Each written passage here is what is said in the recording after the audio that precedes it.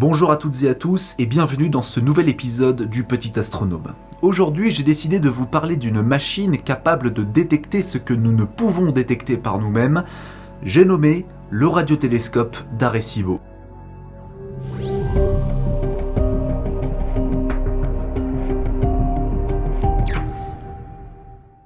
Avant de vous présenter ce gros joujou, il faut d'abord que je vous explique ce qu'est un radiotélescope. L'univers n'est pas uniquement composé de lumière visible. Ce n'est pas juste des galaxies et des grands vides noirs larges de plusieurs millions d'années-lumière. L'œil humain ne peut voir qu'une infime partie des rayons lumineux. On ne peut pas voir les rayons X, les rayons gamma, les ultraviolets, les ondes radio, etc. En revanche, on peut les détecter et découvrir des choses qu'il nous est impossible de découvrir avec la lumière visible. Et c'est le cas pour les objets célestes du ciel profond. Dans les années 1930, après avoir découvert les ondes radio, on a commencé à bidouiller avec. Les ondes radio, pour ceux qui ne savent pas, c'est de la lumière invisible avec une longueur d'onde plus longue que la lumière visible, et qu'on trouve un petit peu partout dans l'univers observable. Les scientifiques ont rapidement compris qu'il était non seulement possible de détecter des ondes radio provenant des quatre coins du cosmos, mais en plus qu'il était facile de construire un engin qui permet de les détecter. Bon, quand je dis facile, c'est une façon de parler, j'exagère un petit peu, c'est pas si simple que ça évidemment. En revanche, dès qu'on sait comment faire, on peut ensuite construire à la chaîne des machines qui permettent de détecter des ondes radio. Ah oui, et quand je dis aux quatre coins du cosmos, c'est aussi une façon de parler, désolé, parce que oui, plot twist, le cosmos n'a pas quatre coins.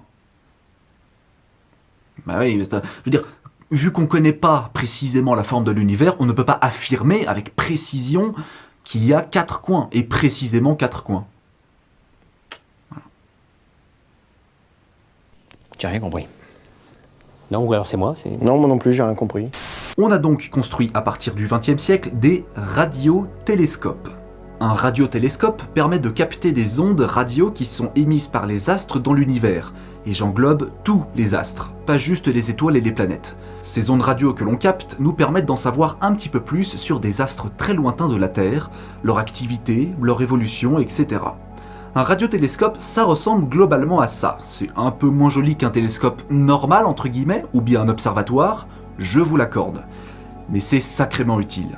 Les paraboles servent à capter les signaux venant tout droit de l'espace, et plus l'antenne est grande, plus on capte de signaux, et plus le radiotélescope est efficace. Et si on est une grosse entité ou entreprise voulant écouter le ciel, autant fabriquer ça par paquet de 12, qu'on place ensuite dans des déserts pour éviter toute interférence avec la civilisation. La radioastronomie, parce que c'est comme ça qu'on nomme cette discipline, est une science assez jeune, elle a moins de 100 ans. Mais elle a fait ses preuves puisqu'elle nous a permis de découvrir plein de trucs. Je pourrais, si vous voulez, vous en faire une liste bien détaillée, mais bon, c'est pas le sujet de la vidéo. Nous, on va plutôt parler d'un radiotélescope en particulier, et pas n'importe lequel. Le radiotélescope d'Arecibo. Le radiotélescope d'Arecibo a été construit au début des années 1960 pour une ouverture officielle en 1963.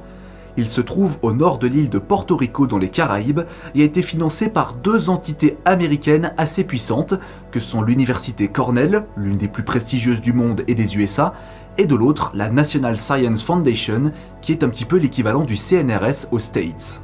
La question à se poser est pourquoi le construire à Porto Rico au lieu de le placer simplement dans un désert au Nouveau-Mexique ou en Arizona comme les Américains ont l'habitude de le faire. La raison est purement géographique. En effet, Porto Rico est beaucoup plus proche de l'équateur que des États-Unis, ce qui permet au radiotélescope de pouvoir observer les autres planètes pendant une plus longue période que s'il était dans un désert américain. Le but d'Arecibo était clair, être le plus gros radiotélescope simple du monde. Et il a été durant 53 ans, avant d'être détrôné par le radiotélescope FAST, actuellement en service en Chine. Mais sa taille n'en est pas moins impressionnante et surplombe les hauteurs forestières de l'île. La surface de la parabole est composée de près de 39 000 panneaux d'aluminium ainsi qu'un récepteur d'une masse de 900 tonnes suspendu à 150 mètres de hauteur par des gigantesques câbles qui permettent de le soutenir. En résumé, ce truc est un monstre de technologie d'une précision chirurgicale qui nous permet d'écouter, entre guillemets, le ciel, l'espace profond, dans les meilleures conditions. Bon, dans les meilleures conditions, pas tout le temps, mais ça on va juste y revenir à la fin de la vidéo.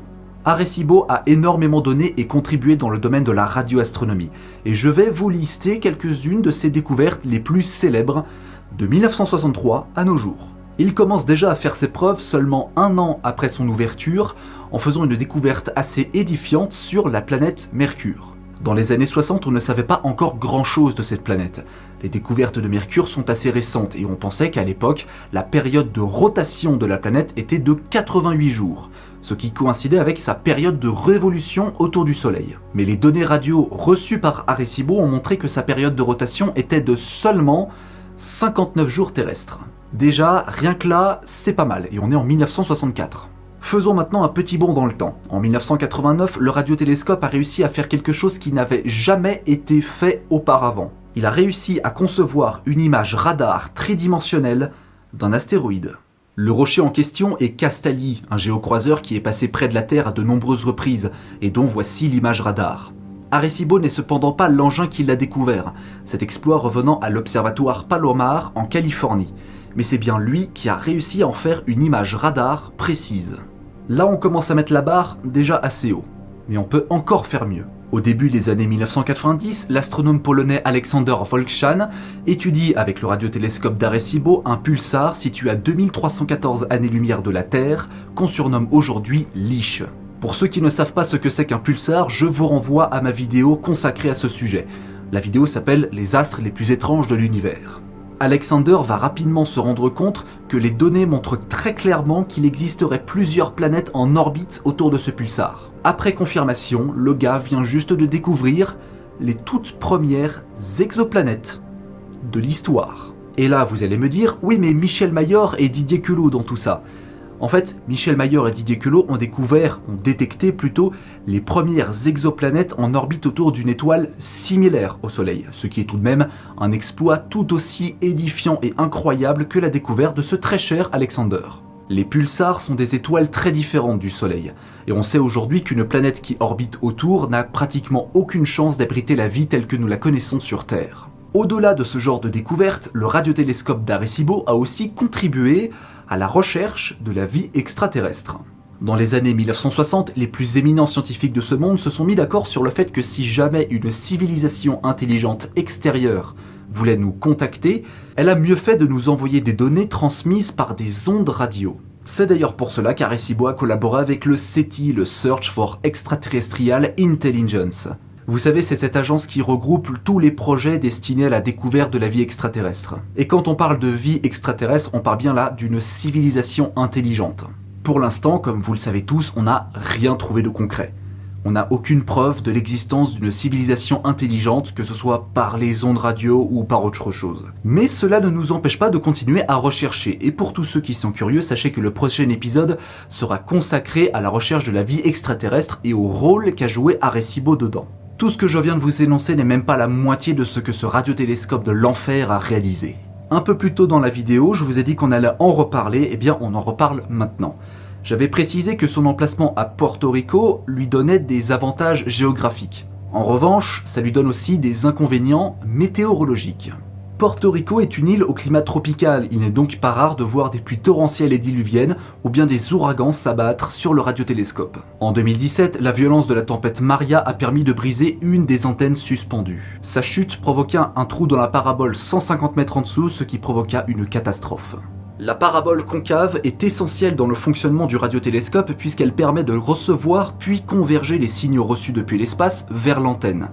Si cette parabole est endommagée, sachant qu'elle doit être construite d'une manière extrêmement précise, alors cela impacte grandement la réception des signaux radio. Maintenant, parlons de ce qui s'est passé le 10 août dernier, et c'est aussi pour ça que j'ai fait cette vidéo. Durant la matinée de ce 10 août, un câble qui aide au support de la plateforme qui soutient l'antenne lâche et tombe. Sa chute de 150 mètres perfore la parabole qui est juste en dessous et qui crée un trou de 30 mètres de diamètre. Sur les 38 778 panneaux d'aluminium servant à converger les signaux spatiaux vers l'antenne, 250 sont endommagés. Certains sont totalement détruits. Les scientifiques n'ont pas eu assez de temps pour stopper la chute du câble et quelques secondes plus tard, ce dernier créa une catastrophe. Les images parlent d'elles-mêmes. Sur les réseaux sociaux, le SETI publie les images de la destruction d'une partie de la parabole avec la phrase suivante « We have no words », ce qui se traduit par « Nous n'avons pas les mots ». Fort heureusement, cet incident n'a tué ou blessé personne, Mais il faudra plusieurs semaines, voire plusieurs mois pour réparer cette catastrophe. Et cela va inévitablement impacter les recherches. Vous allez me dire, à quoi bon s'inquiéter alors qu'on n'a rien trouvé en ce qui concerne la recherche de la vie intelligente extraterrestre depuis plus de 60 ans? L'Institut du SETI considère que des données transmises par ondes radio peuvent être envoyées dans l'univers observable à n'importe quel moment. Ça arrive tout le temps, tous les jours, à chaque seconde, on en reçoit sur Terre à chaque fois.